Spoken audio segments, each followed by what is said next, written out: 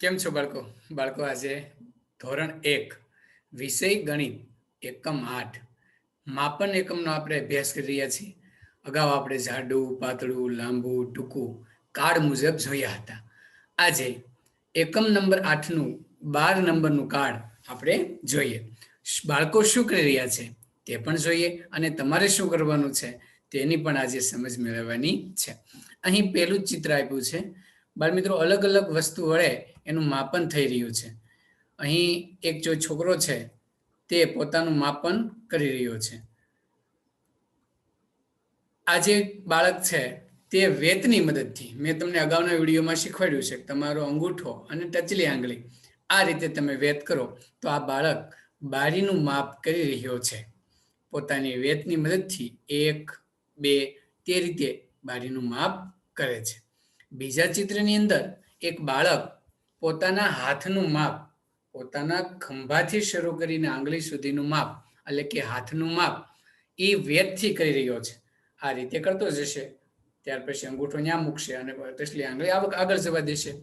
આમ બીજા ચિત્રમાં બાળક વેતની મદદથી પોતાનો હાથ માપી રહ્યો છે. આગળનું ચિત્ર જોઈએ. અહીં એક બાળક છે, એ પોતાના ઘરનો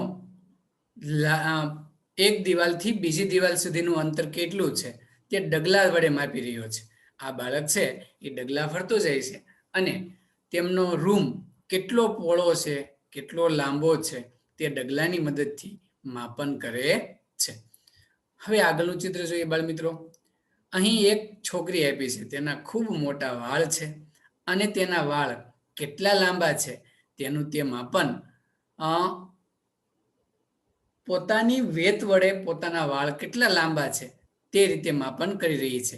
હવે જે છોકરા હોય તેના તો વાળ નાના હોય, તે એક વેતના પણ ન થાય, પરંતુ છોકરીનો વાળ મોટા હોય તો તે કહી શકે કે મારા વાળ 2 વેત લાંબા છે, 3 વેત લાંબા છે કે 1 વેત લાંબા છે, તેવું કહી શકાય. તો અહીં જે છોકરી છે તે પોતાના વાળનું માપ કરે છે.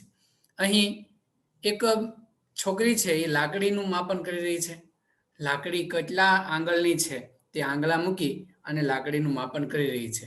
તો અહીં લાકડી કેટલા આંગળ લાંબી છે તે પણ કરી શકાય.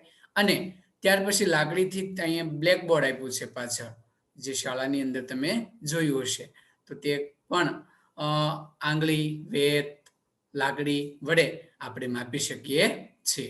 તો બાળમિત્રો, અલગ અલગ ચિત્ર વડે આપણે ઘણા વસ્તુઓ માપતા આપણે જોયું. તો બાળમિત્રો, આ વસ્તુઓનું માપન આપણે કઈ કઈ રીતે કર્યું તે તમે જોયું ને. આંગળ વડે કર્યું, ડગલા વડે કર્યું, વેત વડે કર્યું. આમ અલગ અલગ વસ્તુના માપ તમે અલગ અલગ રીતે કરી શકો છો. તમારે પણ તમારા ઘરની વસ્તુઓ આંગળી, વેત, ડગલા, લાકડી વગેરેથી કરવાની છે. આજે મેં જે વિડીયોમાં તમને બતાવ્યું છે એ માત્ર શીખવવા માટે કર્યું છે. તમારે આવી 5 વસ્તુઓ, 5 વસ્તુ આંગળીથી માપો, 5 વસ્તુ વેતથી માપો, 5 વસ્તુ ડગલાથી માપો, 5 વસ્તુ લાકડીથી માપો, તો તમે કરી શકશો. બીજી વાત બાળમિત્રો, કોઈ પણ વસ્તુ, દાખલા તરીકે આ બાળક છે એ વેતથી હાથ માપે છે, તો 3 કે 4 વેત એના હાથ થયો હોય અને એ આંગળથી માપે તો શું એ 4 જ આંગળનો હાથ થશે? નહીં ને, વચ્ચે માપ. તેમજ તે બાળક લાકડી વડે માપ કરે તો એક લાકડી કરતા હાથ એનો લાંબો ન હોઈ શકે, તો તેનું માપ પણ અલગ આવે. આમ વેત, ડગલું, આંગળ, લાકડી વગેરેથી કોઈ પણ એક વસ્તુ હોય છતાં તેનું માપ અલગ અલગ આવે છે. ચાલો તમને એક પ્રવૃત્તિ આપું. તમારા વાળ છે એ તમારે વેતથી માપવાના છે. છોકરા હશે તો વેતથી માપશે તો 0 વેત થશે, કારણ કે પૂરા વેતના આપણા વાળ નથી. તો તમે આંગળીથી માપશો તો તમને ખ્યાલ આવશે મારા વાળ છે એ 3 આંગળ મોટા છે. કોઈના કપાવેલા ન હોય તો 4 કે 5 આંગળ વાળ મોટા હોય તો માપ અલગ આવ્યું. લાકડીથી માપો તો 0 લાકડી. તો આવી વસ્તુઓ આપણે અલગ અલગ માપથી માપીએ તો અલગ અલગ માપ આવી શકે છે. તો બાળકો, આજનું લેસન તમને હું તે આપું છું. તમારા ઘરમાં રહેલી વસ્તુ તમારા આંગળી, વેત, ડગલા વગેરેથી માપવાની છે અને અંદાજ કહેવાનો છે.